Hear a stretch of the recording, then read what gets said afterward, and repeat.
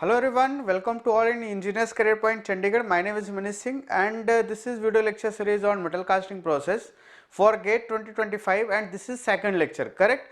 So dear students, GATE 2025 और 2026 के लिए अगर आप प्लानिंग कर रहे हो प्रिपरेशन के लिए, correct, specially second year students, third year and final year students, third year and final year students target करेंगे गेट 2025 के लिए और जो सेकेंड ईयर में स्टूडेंट्स हैं वो टारगेट करेंगे गेट 2026 के लिए, करेक्ट।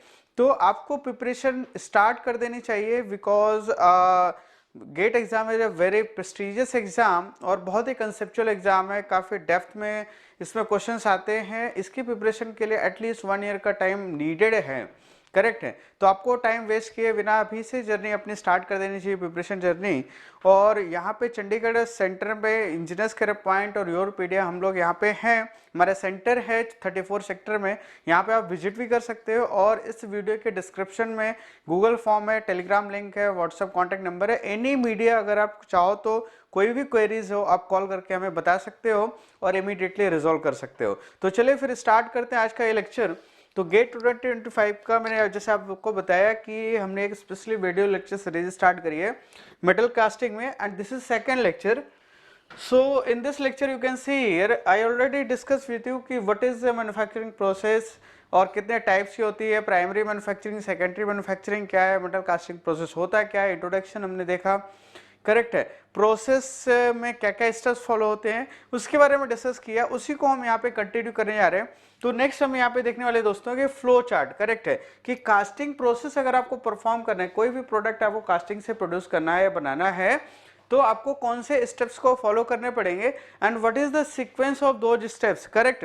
तो आपको थोड़ा सा यहाँ से आइडिया लग जाएगा। Then you can see here, तो सबसे पहला जो स्टेप होगा यहाँ पे वो होगा दोस्तों यहाँ पे, that is a pattern making, core making and sand preparation.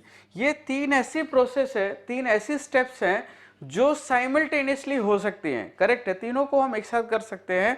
3 different sections होंगे, 3 डिफरेंट डिपार्टमेंट्स होंगे जो ये चीजें, ये एक्टिविटीज को परफॉर्म करेंगे। And once the pattern ready, core is ready and sand is ready, then we are able to make a mould cavity, correct. इनकी help से फिर हम यहाँ पे मोल्ड कैविटी बना सकते हैं। तो अगर मैं इनकी सीक्वेंसिंग करूं तो this is step 1, this is step 1, ये तीनों ही एक्टिविटीज स्टेप 1 में आ सकती है। And this is our second step जिसमें हम मोल्ड कैविटी प्रिपेयर करेंगे।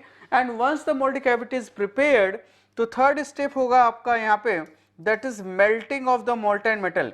मोल्टेन मेटल को मेल्ट करेंगे and after melting we pour the molten metal. तो थर्ड स्टेप हम इन दोनों को इंक्लूड करेंगे, that is melting and pouring of the molten metal into the mold cavity which already you produced, yes or no?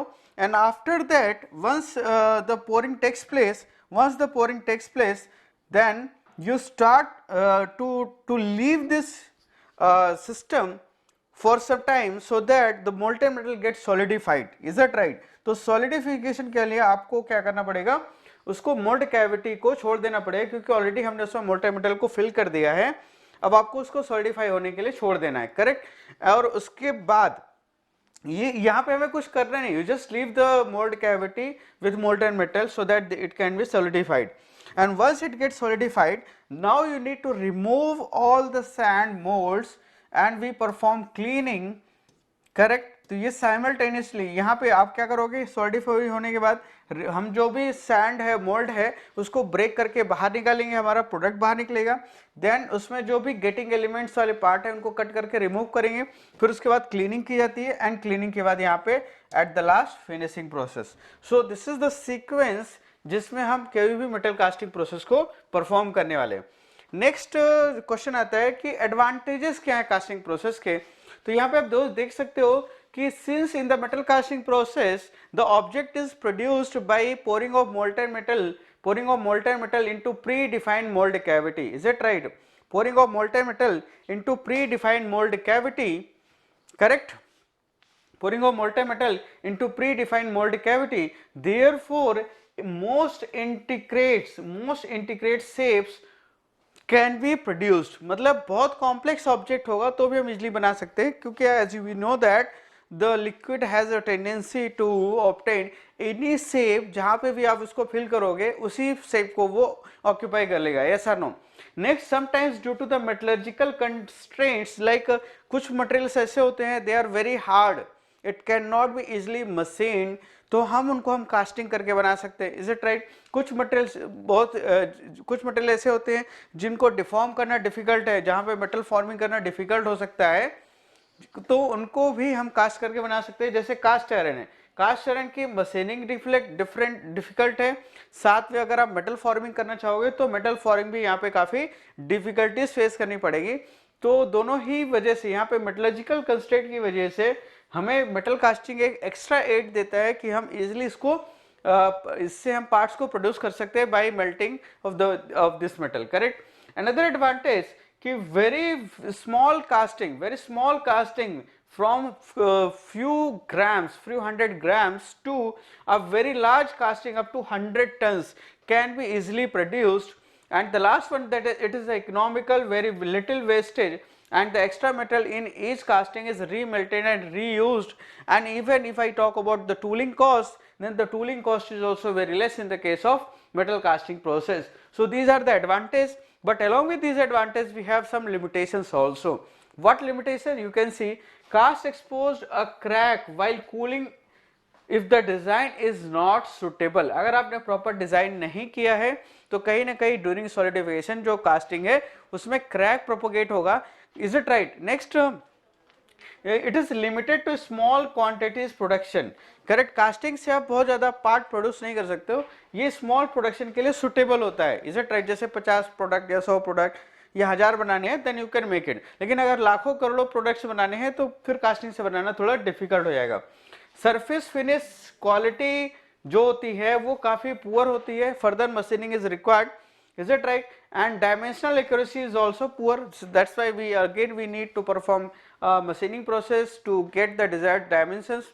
Labor requirement is also one of the challenge because most of the casting process जो है especially sand casting process वो manuals होती हैं, और manual process के लिए आपको क्या चाहिए, labor की requirement होती है, is it right।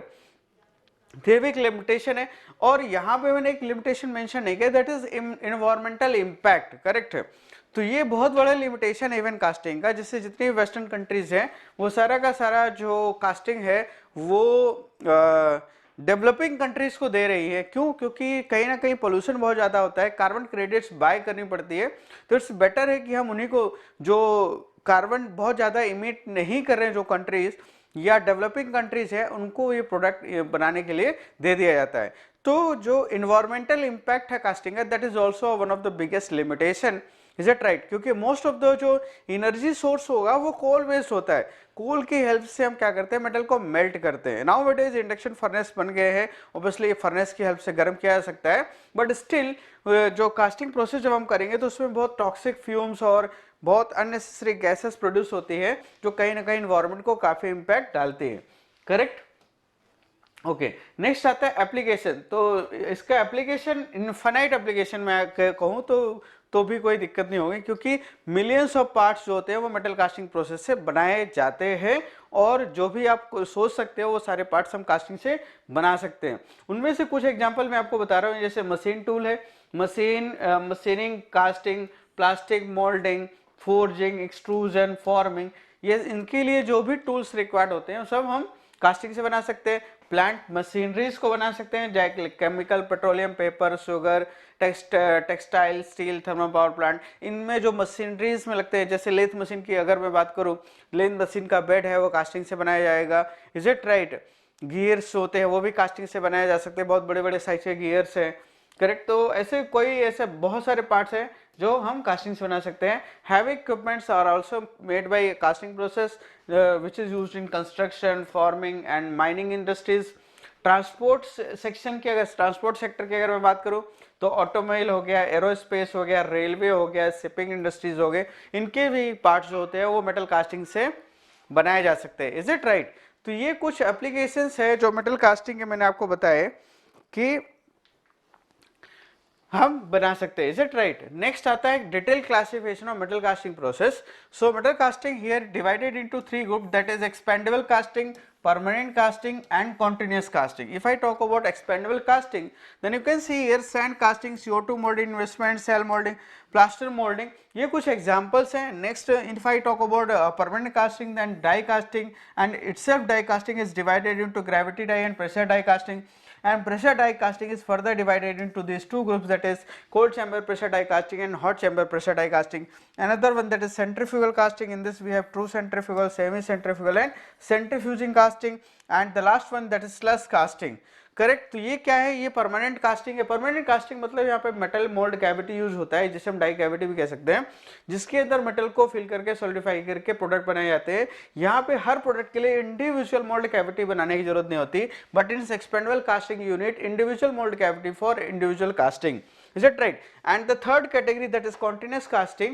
Continuous casting का generally use होता है for making bars, channels, yes or no, जिसमें continuously metal को हम ladle के through continuously metal को pass करते हैं डाई से, एक डाई स्पेसिंग से, जिससे जो भी डिजायर से चाहिए आप उसको कंटिन्यूसली आप बना सकते हो, इज इट राइट। तो ये थ्री ब्रॉड कैटेगरीज है, expendable, pattern, permanent and continuous casting, and these are the sub groups. Okay, next है कि some important terminologies which is used in the casting. एक बार इसको देख लेते हैं, ऑल्दो मैं इन गेटिंग एलिमेंट्स के बारे में डिटेल में डिस्क्राइब करूंगा, सिर्फ यहाँ पे हम कुछ टर्मिनोलॉजीज है उसको देखने आ रहे हैं, क्योंकि कहीं ना कहीं फर्दर डिस्कशन में ये टर्मिनोलॉजी यूज में आने वाली है। Then you can C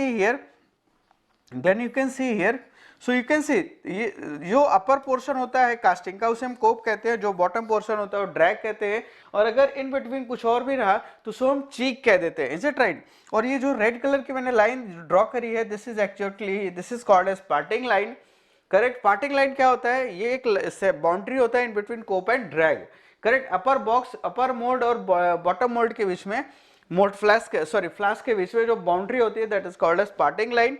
and in this you can see here, ये जो ग्रे कलर का आप देख रहे हो, this is called as moulding sand.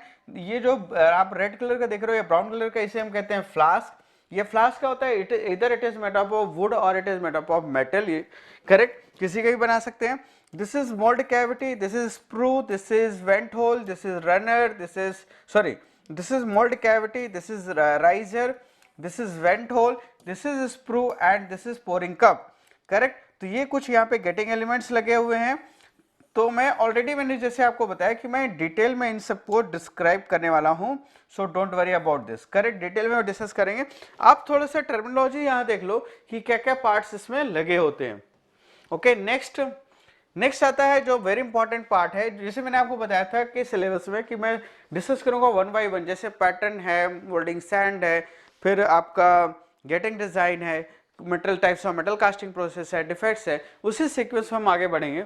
Next है पैटर्न। तो पैटर्न क्या होता है, pattern is nothing but it is the tool of foundry man. जो फाउंड्री मतलब कास्टिंग जहां पे होती है उस स्पेस को हम फाउंड्री कहते हैं, फाउंड्री शॉप कहते हैं, और वहां पे जो वर्क करते हैं लोग उनको हम फाउंड्री मैन कहते हैं, करेक्ट है। तो ये जो पैटर्न होता है ये फाउंड्री मैन का टूल होता है, जिसकी हेल्प से वो मोल्ड कैविटी बनाता है। तो अगर मैं इसको डिफाइन करूं तो सिंपली आप कह सकते हो, it is the replica of an object which is to be cast. जो भी प्रोडक्ट आप प्रोड्यूस करने जा रहे हैं उसका ये एग्जैक्टली रिप्लिका होता है, एंड दिस रिप्लिका मतलब उसका एक समझो कि मिरर इमेज है, करेक्ट है, but with some modification. Exact जो मोल्ड जो सॉरी कास्टिंग होगा, ये जो पार्ट है जिसको आप बनाने आ रहे हैं वो एग्जैक्ट साइज का पैटर्न नहीं होगा, थोड़ा सा मॉडिफिकेशन किया जाएगा। और मॉडिफिकेशन क्यों किया जाता है, क्योंकि मेटल जब हम मेल्ट करते हैं या सॉलिडिफाई करते हैं तो उसका वॉल्यूम कुछ बढ़ता घटता रहता है, इसकी वजह से उसको एकोमोडेट करने के लिए हम पैटर्न को कुछ अलाउंसेस प्रोवाइड कर देते हैं, और उस अलाउंसेस को एकोमोडेट करने के लिए हम पैटर्न के साइज को अल्टर कर देते हैं। तो जो पैटर्न का साइज होगा वो स्लाइटली डिफरेंट होगा एक्चुअल कास्टिंग से, इज इट राइट। तो सिंपली हमने कहा कि pattern is nothing but it is a replica of an object which is to be cast with some modification, and these modifications are nothing but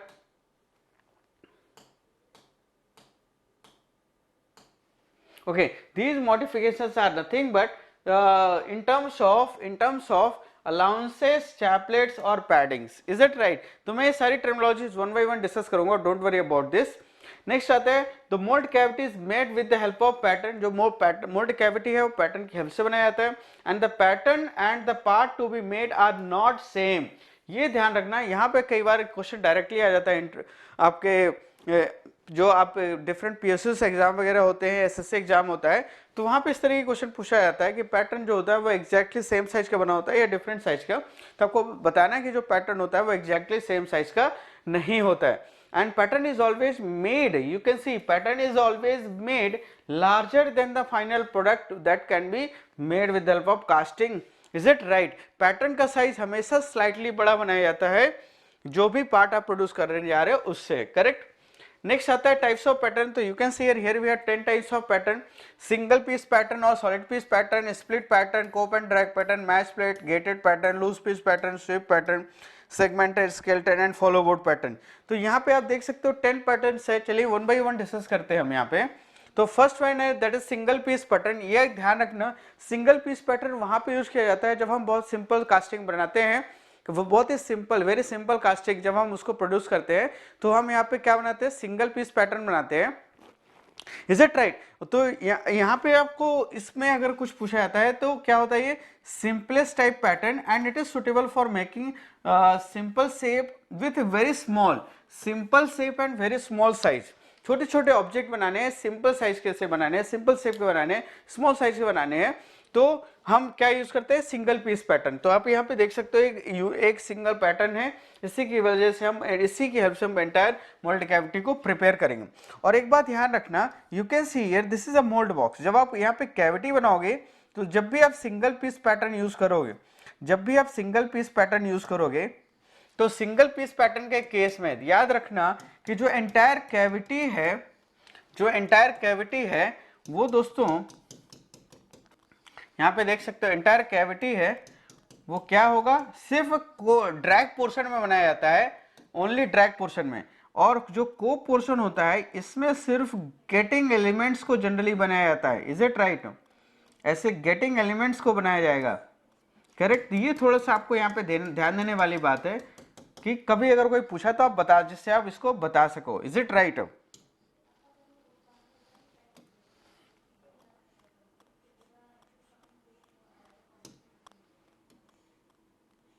like this. तो यहाँ पे जो देख रहे हो this is called mould cavity, this is mould cavity, और इस portion को हम कहते हैं drag, this is called as drag,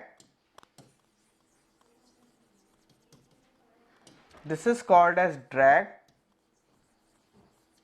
and this is called as cope.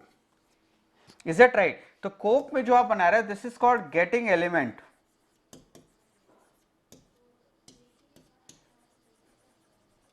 Getting elements आप क्या बनाते हो कोप पोर्शन में, और जो ड्रैग पोर्शन होता है इसमें सिर्फ मोल्ड कैविटी बनाया जाता है। तो जब भी सिंगल पीस पैटर्न यूज करोगे तो कुछ इस तरीके का सेटअप रखा जाता है, करेक्ट। नेक्स्ट है स्प्लिट पैटर्न। देखो जब थोड़ी बहुत कॉम्प्लेक्सिटी बढ़ जाती है, थोड़ी बहुत कॉम्प्लेक्सिटी बढ़ जाती है, थोड़ा साइज बढ़ जाता है, मतलब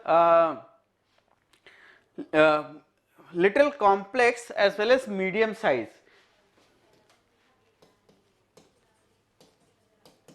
कॉम्प्लेक्स और मीडियम साइज,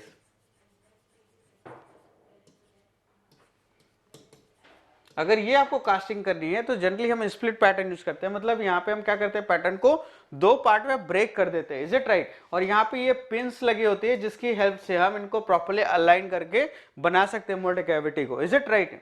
तो इसमें दोस्तों क्या होता है कि जब आप इसका कैविटी बनाओगे तो देखो हाफ पोर्शन, हाफ कैविटी आपके कोप में बनेगी और हाफ कैविटी आपके ड्रैग में बनती है। ये ध्यान देना, हाफ कैविटी आपके कोप में बनेगा और हाफ कैविटी आपका ड्रैग में बनेगा। Is it right? कुछ इस तरीके से you can see here this is cope,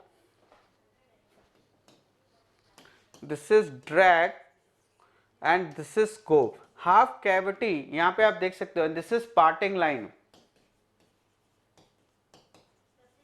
this is parting line. Is it right? तो हाफ कैविटी आप कैसे बनाओगे कोप में, और हाफ कैविटी आप ड्रैग में बनाओगे, और गेटिंग एलिमेंट्स जो होंगे मोस्टली वो कोप पोर्शन में रहते हैं। तो इससे कहते हैं हम स्प्लिट पीस पैटर्न, और उसका हम कास्टिंग कुछ इस तरीके से करते हैं। And you can see here this is the most widely use pattern. ये क्या होता है, सबसे ज्यादा यूज होने वाला पैटर्न होता है। Is it right? नेक्स्ट अब यहाँ पे देखो, जो हमने प्रीवियस पैटर्न देखा तो वहां पे एक बहुत बड़ा इशू होता है मिस अलाइनमेंट का, तो उस प्रॉब्लम को एलिमिनेट करने के लिए हमने यहाँ पे यूज किया cope and drag pattern. Cope and drag pattern, is it right? इसमें आप देख सकते हो कि ये जो प्लेट है, यू कैन सी ये प्लेट है, इस प्लेट में हम हाफ पोर्शन को यहाँ पे फिट कर दिया, हाफ पोर्शन को यहाँ पे, और एक पोर्शन में हमने यहाँ पे गेटिंग एलिमेंट्स को भी अटैच कर दिया। ऑल्दो यहाँ पे भी ये रनर आप देख सकते हो, दोनों में ही रनर है, तो यहाँ पे कह सकते हैं it is an extension of split pattern. Split pattern का एक्सटेंशन होता है, and in this cope and drag pattern along with getting elements like sprue, runner and riser are mounted on the attached separately to the wooden or metal plates with alignment pins, correct? तो मैंने आपको जैसे बताया कि split piece pattern में miss alignment का बहुत बड़ा प्रॉब्लम होता है, तो उसको एलिमिनेट करने के लिए हमने यहाँ पे दो सेपरेट प्लेट रख ली, उसमें हाफ पोर्शन में कोप, हाफ पोर्शन में हम एक प्लेट में हाफ पोर्शन के कास्टिंग को रख लेते हैं और दूसरे पोर्शन में रिमेनिंग हाफ पोर्शन को, और साथ में गेटिंग एलिमेंट को भी यहाँ पे हम अटैच कर देते हैं, जिससे मिसअलाइनमेंट के टेंडेंसी को कम किया जा सके। तो जनरली इस तरीके के पैटर्न को यूज किया जाता है for making heavy casting, so you must remember this, correct? Heavy casting के लिए यूज किया जाता है which is inconveniently for handling, is it right? तो हैवी कास्टिंग हम इससे बना सकते हैं। नेक्स्ट यहाँ पे देखो, अब यहाँ पे प्रीवियसली हमने जो केस देखा उसमें दो सेपरेट प्लेट थी, जिनमें हाफ पोर्शन कोप में जाएगा और हाफ पोर्शन ड्रैग में, मतलब पैटर्न का हाफ पोर्शन आपका एक प्लेट में और हाफ पोर्शन दूसरी प्लेट में। यहाँ पे हमने क्या किया कि दोनों प्लेट प्रॉपरली दोनों प्रॉपर प्लेट अगर अलाइन होंगी तब जाके आपका जो कास्टिंग प्रोड्यूस होगा वो प्रॉपर बनेगा। अगर उसमें स्लाइटली मिसअलाइनमेंट हुआ तो आपका कास्टिंग डिफेक्ट प्रोड्यूस हो जाएगा। तो उस प्रॉब्लम को एलिमिनेट करने के लिए हमने कहा कि काम करते एक सिंगल प्लेट लो, उसमें ही सारा कुछ अटैच कर दो। एक ही प्लेट में हमने क्या किया, एक ही प्लेट में हमने सब कुछ अटैच कर दिया, इज इट राइट? एक ही प्लेट में हमने यहाँ पे सब कुछ अटैच कर दिया। कोप, यहाँ पे देखो कोप एंड ड्रैग में जो मोल्ड कैविटी बनने वाली है वो भी यहाँ पे दोनों ही पीस इसमें अटैच है, साथ में यहाँ पे गेटिंग एलिमेंट भी अटैच कर दिया गया। तो इस तरीके से आप देख सकते हो कि जो प्रीवियस टू सेपरेट प्लेट की वजह से जो मिसअलाइनमेंट का इशू था उसको हमने ओवरकम कर लिया by providing both portion of the pattern in a single plate, yes or no? Correct? So in this pattern, the cope and drag pattern along with the getting elements like sprue, runner and riser are mounted on a single plate. You can see here, correct? Single plate, wooden, जो कि wooden भी हो सकता है, metal के भी होता है, and it is generally used for small casting with higher dimensional accuracy. Small size, ये सारे जो पॉइंट मैं हाईलाइट कर रहा हूँ ये आपको याद होने चाहिए, करेक्ट है? तो हमने क्या कहा कि जो भी कास्टिंग पैटर्न है और गेटिंग एलिमेंट है उसको हमने एक सिंगल मैच प्लेट में अटैच कर दिया, और इसको यूज किया जाता है स्मॉल साइज कास्टिंग बनाने के लिए जब आपको बहुत ज्यादा डायमेंशन एक्यूरेसी से कास्टिंग करना हो तब, is it right? Okay, next आता है gated pattern. In this pattern multiple patterns are attached with the single run. यहाँ पे देखो गेटेड पैटर्न में क्या हो रहा है कि ऐसे बहुत सारे पैटर्न हैं, इन सारे पैटर्न्स को हम एक common you can see here, this is called as common runner. एक कॉमन रनर की हेल्प से हमने इसको अटैच कर दिया, और ये आप देख सकते हो दिस इज स्प्रू, और यहाँ पे ये जो आप देख रहे हो ये इंडिविजुअल गेट्स हैं जिनकी हेल्प से यहाँ पे अटैच किया गया है, जिससे हम रनर में जो मेटल फ्लो हो रहा है उसको हर सेक्शन में इजीली फिल कर सकें। तो इसे बोलते हैं गेटेड पैटर्न। तो गेटेड पैटर्न क्या होता है, it is attached with a single runner and sprue risering are also attached with this, correct? Multiple patterns को आपने क्या किया, एक सिंगल रनर से कनेक्ट कर दिया with help of different gates, and it also provides riser and sprue, correct? And it is used for making small size casting with mass production. This is the key point for this pattern. Next आ जाता है loose piece pattern. See, sometimes we have a part which has projections like this. You can see here. यहाँ पे आप देख सकते हो कि suppose आपके पास कुछ इस तरीके का कास्टिंग है, लेट्स से, करेक्ट? तो यहाँ पे देखो ये प्रोजेक्शन है। अगर आप इसको मोल्ड कैविटी में, सपोज अगर आप इसको मोल्ड बॉक्स में इस तरीके से रख के इसके सराउंडिंग में सैंड को फिल कर दिया, अगर इस तरीके से आप सैंड फिल कर दोगे दोस्तों, तो फिर इसको विड्रॉ करना इम्पॉसिबल है। इसको आप विड्रॉ नहीं कर सकते हो डायरेक्टली। क्यों? क्योंकि यहाँ पे सैंड है, तो आप इस पोर्शन को, प्रोजेक्शन वाले पोर्शन को कैसे विड्रॉ करोगे, करेक्ट है। तो हम नहीं कर इसको विड्रॉ कर सकते। तो इस केस में हम क्या करते हैं कि मेरा ये एक पैटर्न होगा, this is my one pattern and this is my another pattern, correct. तो ये मेरा एक पैटर्न हो गया और ये मेरा एक पैटर्न हो गया। अब हम क्या करेंगे, इसको एक गम की हेल्प से इसमें स्टिक कर देंगे, करेक्ट है। और स्टिक करके जब आप इस मोल्ड बॉक्स में रखोगे एंड रैमिंग करोगे, इज इट राइट, रैमिंग करोगे तो इनके बीच का जो बॉन्ड है ये बॉन्ड ब्रेक हो जाएगा। और जब ये बॉन्ड ब्रेक हो गया दोस्तों, ये बॉन्ड जब ब्रेक हो जाएगा तो हम सेपरेटली इस पोर्शन को और इस पोर्शन को सेपरेटली रिमूव कर सकते हैं। तो इसे कह देते हैं हम लूज पीस पैटर्न। तो याद रखना, loose piece pattern is used when the casting has some projections. जब कास्टिंग में कुछ प्रोजेक्शंस हो और उसको विड्रॉ करने डिफिकल्ट हो जाए तो उस केस में हम लूज पीस पैटर्न को यूज करते हैं। Next you can see here, this is sweep pattern. Sweep pattern क्या होता है कि जब आपको एक सिमेट्रिकल ऑब्जेक्ट बनाना हो, सपोज ये कास्टिंग करनी है, तो आपको एज इट इज पैटर्न लेना पड़ेगा जिसमें आपका मटेरियल काफी ज्यादा यूज होगा पैटर्न को बनाने के लिए। तो हमने कहा कि क्यों ना मैं यहां से एक ऐसा एक सेगमेंट को ही कट कर लूं, एक ऐसे सेगमेंट को रखूं, ओनली दिस सेगमेंट, और रिमेनिंग को हटा दूं। तो आप देखो यहाँ पे एक पैटर्न कुछ इस तरीके से आ गया। अब इस पैटर्न की जो थिकनेस है that is very small, therefore it will be consider as 2D pattern. ये कैसा पैटर्न है, 2D पैटर्न। तो instead of using this size of pattern, इतना बड़ा पैटर्न यूज करने की बजाय हम सिंपली इसका क्या कर लिए, एक सेगमेंट को कट कर लिए जो कि 2 डायमेंशनल शेप का है। और इसको हमने क्या किया कि ये मोल्ड बॉक्स है, इस मोल्ड बॉक्स में इस पैटर्न को हमने रखा यहाँ पे लाइक दिस, करेक्ट। इसको हमने यहाँ पे रखा और इस वर्टिकल एक्सिस के अबाउट इसको हम रिवॉल्व कर देंगे। जब आप रिवॉल्व कर दोगे तो यहाँ पे आप देखोगे कि एग्जैक्टली यहाँ पे ऐसी मोल्ड कैविटी बन जाएगी, इज इट राइट। एग्जैक्टली जब आप इसको रिजॉल्व करोगे तो एग्जैक्टली जैसा ये पैटर्न है, जैसा ये कास्ट ऑब्जेक्ट है, वैसी आपको यहाँ पे कैविटी मिल जाएगी। और ये जो कैविटी मिलेगी this is 3D cavity, this is called 3D mould cavity. तो यहाँ पे एक बहुत फेमस क्वेश्चन पूछा जाता है कि sweep pattern is a 2D pattern which is used to make a 3 dimensional mould cavity, is it right. तो यहाँ पे आप क्या करो, ultimately with the help of this you can save the pattern material. These are used for generating large shape which are axis symmetry। बस इसका limitation ये है कि एक्सिस सिमेट्री ऑब्जेक्ट ही आप इसको बना सकते हो, विदाउट अनसिमेट्रिकल शेप को आप यहाँ पे कास्टिंग नहीं कर सकते या मोल्ड कैविटी नहीं बना सकते। And practically suited for large casting in pit moulding. जब बहुत बड़ी कास्टिंग बनाना हो तो अंडरस्टूड है पिट मोल्डिंग। पिट मोल्डिंग का मतलब होता है कि नीचे फर्श में, फ्लोर में बड़ा सा गड्ढा खोद के उसके अंदर हम कास्टिंग करते हैं, उसे हम पिट मोल्डिंग कहते हैं, करेक्ट है। और यहां पे एक और याद रखना, लूम सैंड यूज होगा। तो इस स्वीप पैटर्न की अगर मैं की पॉइंट्स की बात करूं तो पहला की पॉइंट है कि 2D पैटर्न से आप 3D मोल्ड कैविटी बनाओगे। दूसरा इसका इंपॉर्टेंट पॉइंट है पिट मोल्डिंग यूज किया जाता है, करेक्ट। पिट मोल्डिंग यूज किया जाएगा फॉर कास्टिंग। थर्ड यहाँ पे हैवी कास्टिंग बनाई जाती है, हैवी कास्टिंग।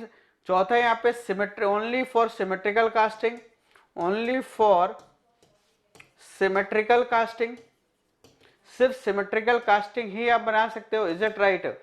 फोर्थ यहाँ पे होगा लूम सैंड। लूम सैंड वह सैंड होता है जिसमें 50% क्ले, 50-50 का रेशियो होता है, करेक्ट। किसका रेशियो, क्ले और सैंड का, क्ले और सैंड का 50% रेशियो होता है, इसको हम लोम सैंड बोलते हैं। एंड लोम सैंड की स्ट्रेंथ काफी ज्यादा होती है, इसीलिए हम यहाँ पे इस सेगमेंट को यूज करके, एक छोटे से पीस को यूज करके इसको रिवॉल्व करके 3 डायमेंशनल मोल्ड कैविटी बना सकते हैं। तो these are the 5 points which are very important, so you must remember these points.